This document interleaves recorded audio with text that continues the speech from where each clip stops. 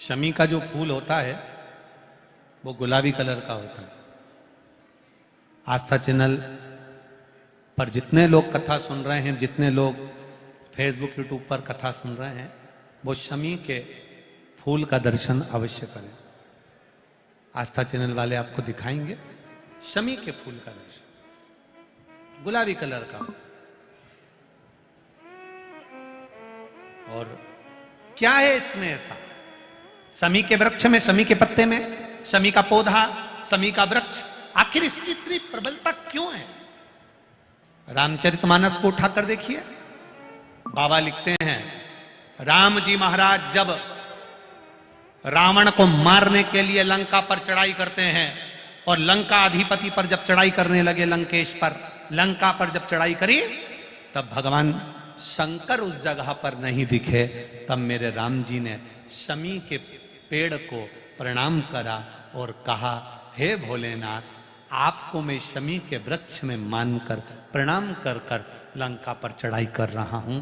और उस शमी के वृक्ष को नमन कर कर मेरे राम जी लंका पर चढ़ाई कर देते हैं, विजय प्राप्त करते हैं, जीतते हैं। और वापिस जब आते हैं, वापिस जब अयोध्या जाते हैं, तो मन में आया कि मैं अयोध्या के वासियों को दूं क्या?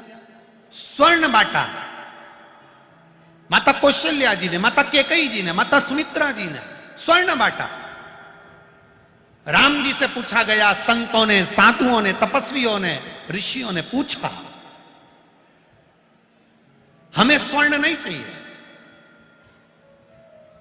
पर स्वर्ण की कीमत के बराबर कोई ऐसी वस्तु दी जाए जो स्वर्ण की कीमत से भी परिपूर्ण हो। तब एक शमी का पत्ता मेरे राम जी ने संतों को, ऋषियों को, साधुओं को दिया। एक शमी का पत्ता। आज भी जिस दिन रावण मरता है, रावण को जिस दिन जलाया जाता है, क्या बोलते हैं उसको? विजय दशमी। विजय दशमी के दिन शमी का पत्ता, अब इधर का नहीं मालूम इधर देते कि नहीं देते, पर हमारे उधर नियम है, शमी का पत्ता विजयदशमी के दिन आज भी लोगों को दिया जाता है। क्यों देते हैं? उसका कारण क्या है? क्योंकि राम जी ने स्वर्ण के आभूषणों के बराबर, हजारों स्वर्ण मुद्राओं के बराबर एक शमी के पत्ते की मूलता कही है। और शमी का पत्ता संत, ऋषि, साधु, गुरुजन को दिया कि ये मेरे शंकर का एक स्वरूप है। ये शमी का पत्ता नहीं, ये वैभव को प्रदान करने वाला, एक आनंद सुख देने वाला। केवल एक कथा नहीं है शमी के वृक्ष की। शमी के वृक्ष की 3 कथाओं को हमारे यहां शास्त्रों में वर्णन किया। दूसरी कथा महाभारत में वर्णन आता है, और महाभारत के अंतर्गत जब पांडवों को वानप्रस्थ दिया गया, तब पांडवों ने भगवान से पूछा कि हम हमारे शस्त्र को, हमारे औजारों को, हमारे अस्त्र शस्त्र को कहां रखें? तब भगवान कृष्ण ने शमी का पेड़ बता दिया। शमी के वृक्ष के नीचे पांडवों ने अपने अस्त्र शस्त्र उस शमी के पेड़ के नीचे गाड़ दिए।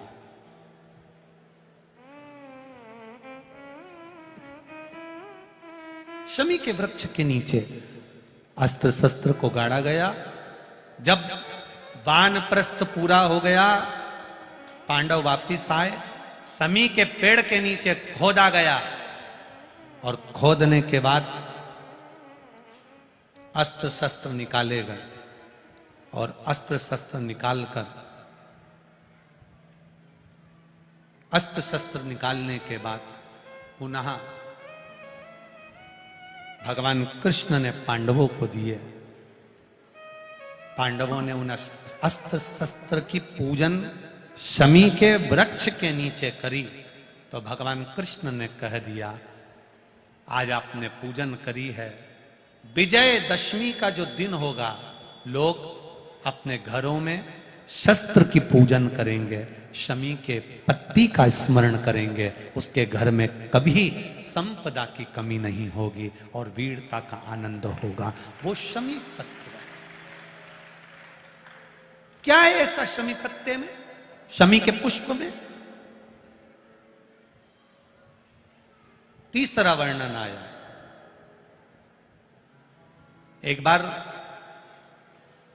महर्षि वर्तंतु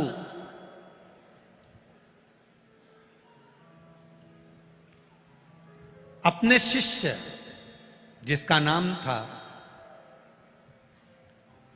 कोस, वर्तंतु ऋषि अपने शिष्य कोस को विद्याध्ययन करा रहे थे और विद्याध्ययन कराते कराते सब कुछ पढ़ाया, अच्छी विद्या दी। और होना चाहिए, गुरु का काम यही होना चाहिए, विद्याध्ययन कराए, श्रेष्ठता में कराए।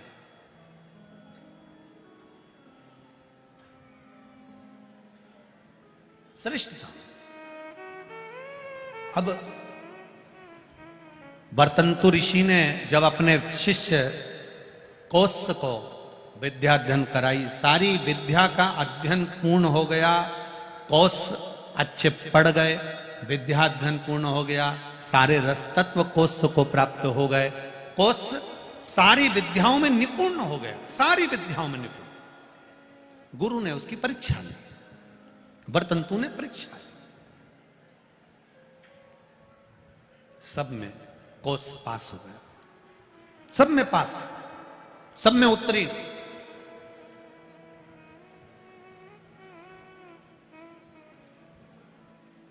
अब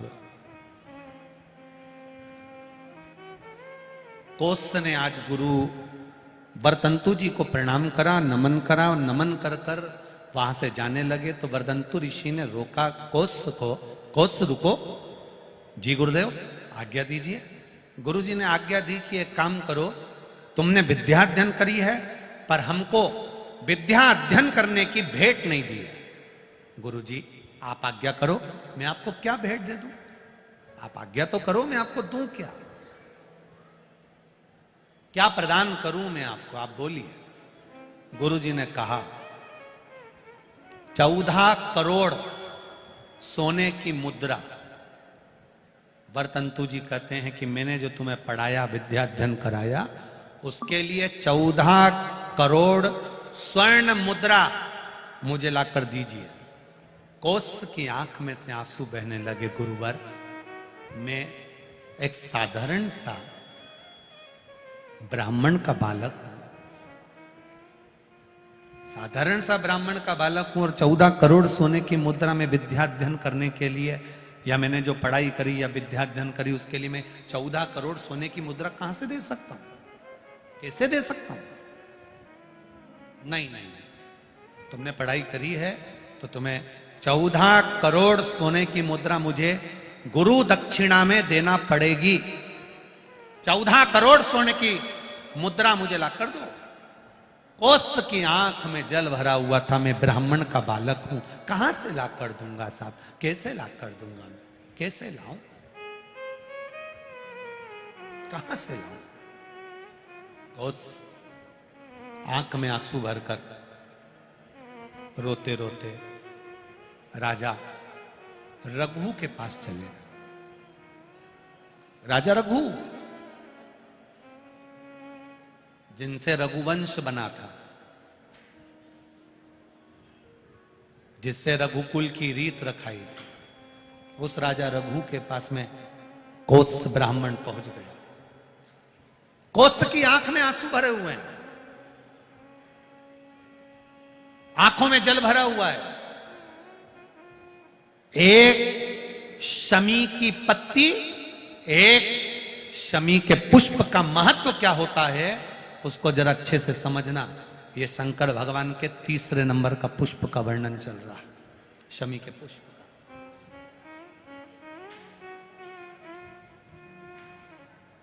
पहला वाला कौन सा था?